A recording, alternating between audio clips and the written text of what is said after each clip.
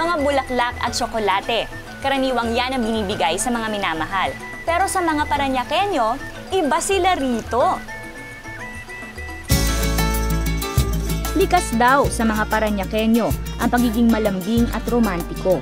At naipapakita nila ang kulturang ito sa pamamagitan ng mga manikang ito. Isang kaugalian na para sa mga kabinataan na sunduin ang mga kadalagahan upang tumungo sa plaza at pagkatapos ay ihahatid ding pauwi. At upang ipreserba ang tradisyon at ipakilala ito sa darating pang henerasyon, ginawa itong pangunahing proyekto ng Livelihood Resource Management Office ng lungsod. What we have now here is a representation of Parañaque culture through the dolls. Bakit po kaya dolls ang naisip ninyo na gawin para i-represent yung mga kinuwento nyo? Well, na traditions? Ganito po yun. Noong 2004, nung unang maupo yung aming Mayor Florencio Bernabe, ang sabi niya sa akin, why not make a high-end product wherein we could also showcase yung ating cultural heritage. So inisip ko, since the mayor is a true blue Parañaqueño, he was born and raised in Parañaque, ako din gano'n. So alam namin kung ano yung mga dinaanan namin na mga kultura, na mga legacies namin. And at the same time, these dolls can also be a means of livelihood for our constituents, a long-term livelihood. Nakita natin sa ibang bayan, like Negros, they have their mascaras. Naisip ko din na siguro mayor po, mas maganda kung ang i-showcase natin ay itong mga kultura ng Parañaque na buhay pa hanggang ngayon. Magaganda. Elegante. Todo postura ang mga manika. Kitang-kita na bawat isa sa mga manika ay matuturing na work of art.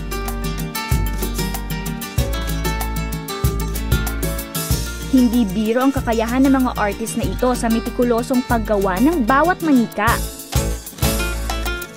Gawa sa hard resin ang katawan ng manika. Ang buhok naman ay mula sa tunay na buhok ng tao. At as you can see, the hair is made up of really human hair. We do not use synthetic hair here. So, painstakingly, isa-isang tinatanim yan sa ulo ng dolls. Pero ang tunay na husay at talino ay makikita sa detalye ng bawat manika. Ang features o itsura ng mukha ng manika ay hand-painted. Hindi rin ganoon kasimple ang mga damit na ipinasusuot sa mga manika. Dinidisenyo ito batay sa mga tradisyonal na kasuotan at kung minsan pa nga ay galing pa sa sikat na designer. Matapos na maingat na tahiin, maingat na inilalagay dito ang maselang detalye na magpapaganda sa kasuotan ng mga manika.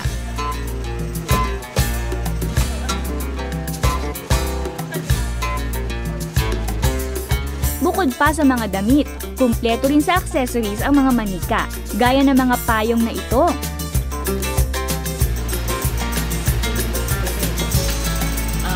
Diba? Bukod pa sa paggawa ng mga manika, nagbibigay din ang Livelihood Resource Management Office ng iba pang training gaya ng building and wiring, reflexology, hotel and restaurant services, at maging call center training.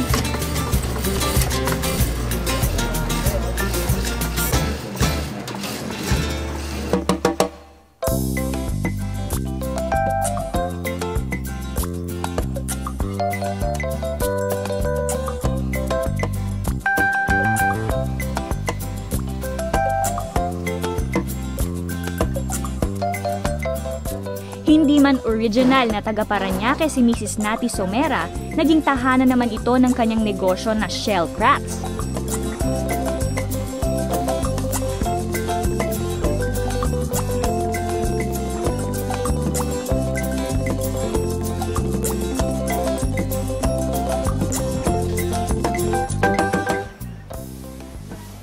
Ito yung iba't ibang raw shells na kinuha nitong Shell Craft. sa iba't ibang panig ng Pilipinas. Binebenta nila ito sa mga local and international buyers. At the same time, ginagamit din nila itong mga varieties ng shells na to para gumawa ng handicrafts na binebenta naman nila doon sa second floor sa kanilang showroom.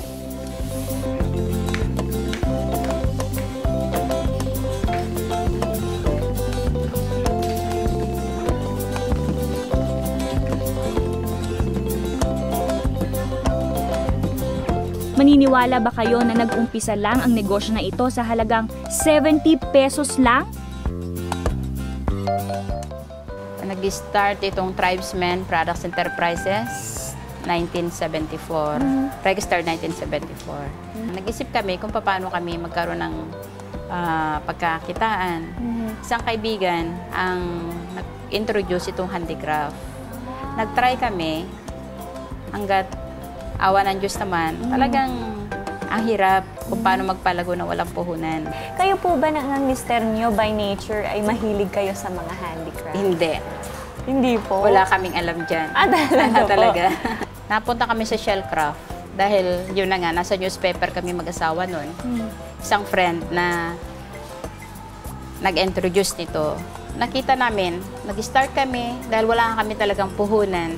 Yung pera namin na 70 pesos, kasi just married kami, pero kaming mahirap. Nakagawa kami ng 1 piece of lampshade through kapis. At yung kapis na yun, from 1 piece of lampshade, ang outcome niya ng ano namin, dinalhan namin mo ng unang market namin ay yung aming mga ninong at ninang. Nung nabenta namin yun, nagpunta na ako sa another ninong namin. Yun, lumago ng lumago. Hanggat nung na-supplyan namin sila lahat, yung mga ninong namin yan at mga ninang, naghanap kami ng another market. Nagpunta kami sa ilalim ng tulay.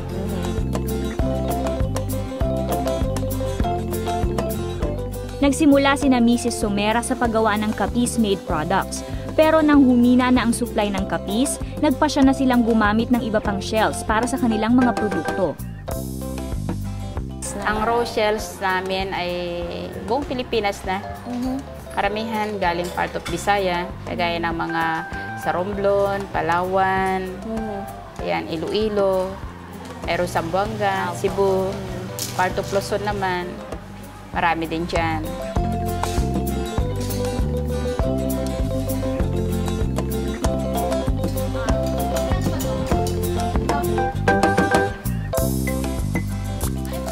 Ilan lang ang mga shells na ito sa may 7,000 species ng shells na matatagpuan sa Pilipinas. Iba't iba ang hugis,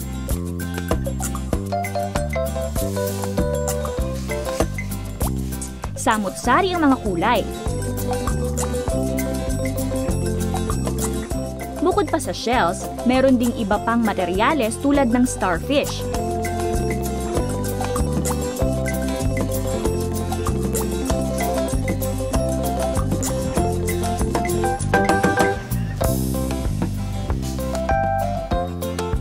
Kung dati sa pulseras at kwintas lang nagiging palamuti ang shells, ginagamit na rin ang shells bilang pangunahing materyales o kaya'y palamuti sa iba't iba pang gamit.